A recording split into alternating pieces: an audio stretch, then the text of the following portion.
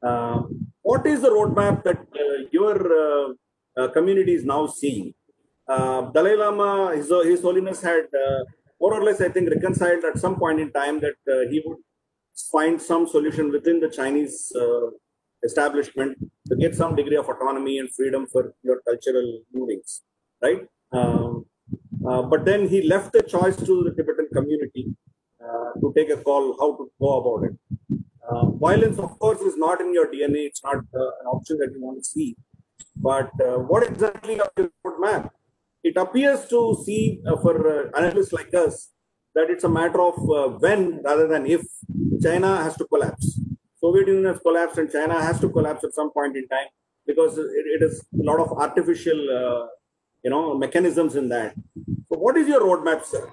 Do you want autonomy now? Do you want to deal with China, or do you want ultimate independence from China? What is the roadmap that Tibetan community is actually looking? Yes, His Holiness the Dalai Lama, met with Nehru, met with various Indian leaders thereafter, went all over the world seeking support. In fact, in 1959, 61, and 65, we also tried the United Nations route. So at the UN General Assembly, 3 resolutions were passed, including right of self-determination to the Tibetan people. So there is a United Nations General Assembly resolution saying Tibetans deserve right to self-determination. But the problem is, General Assembly is more or less advisory body, and they don't have executive authority. It lies with the Security Council, and China as a veto power holder, it's there, so they don't allow even a debate. Far less supporting the UN General Assembly resolution.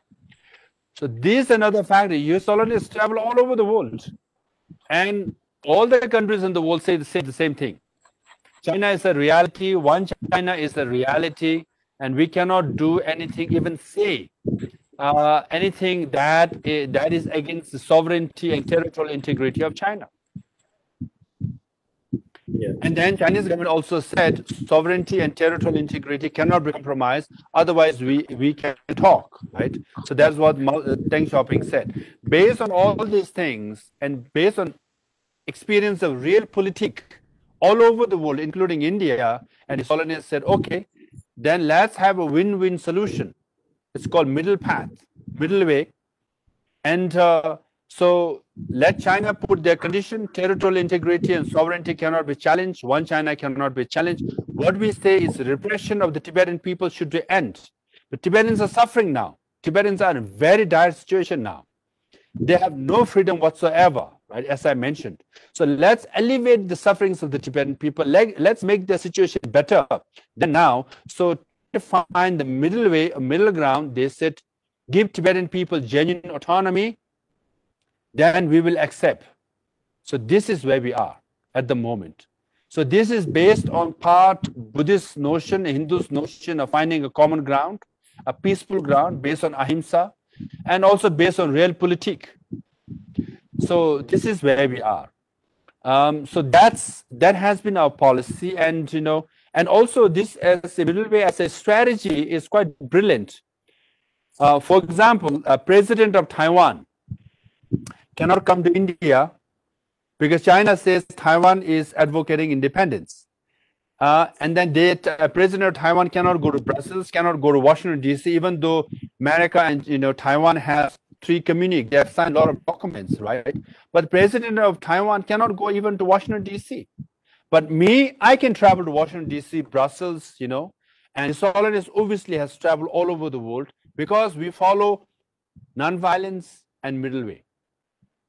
So as a strategy, it gives us the flexibility and the space to travel all over the world and share our thoughts and advocate our cause.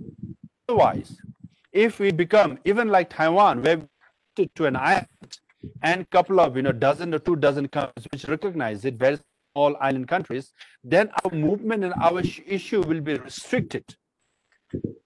That way, middle way and non-violence help us expand this space and travel all over the world to make a Tibet issue known. That's why internationally, Tibet issue has been a number 1 or 2 or 3 for a long time.